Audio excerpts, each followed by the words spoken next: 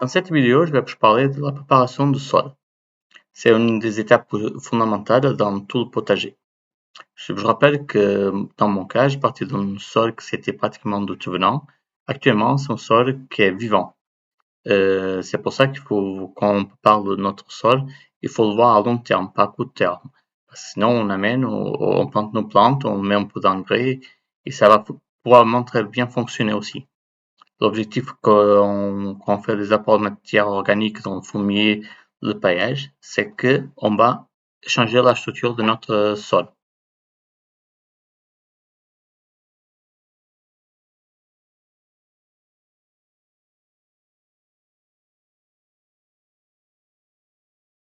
C'est où je vais planter les tomates.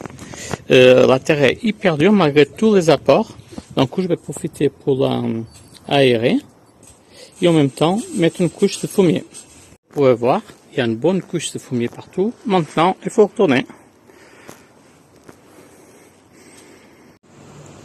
Voilà, une heure après, tout est décompacté au sol et le fumier, il était mélangé à la terre.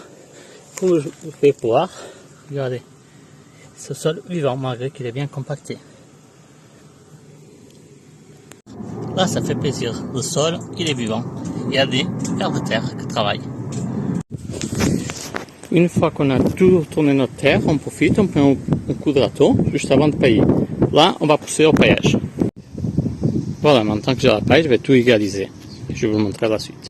Voilà, le paillage est bien étalé sur tout le terrain que ça va servir à planter les tomates. Ce bout de paillage, c'est déjà pour activer toute la vie de micro-organismes qui sont dans la terre, dans les vers de terre, pour commencer à travailler, décomposer toute cette paille. Comme ça nous amènera beaucoup de nutriments aux plantes à la suite. Et ça va faire économiser l'eau et éviter que les mauvaises herbes elles poussent. Voilà, j'espère que cette vidéo elle vous a plu. On a abordé un peu comme les aspects qu'il faut faire au niveau de préparation du sol avant la mise en terre de nos plants au mois de mai.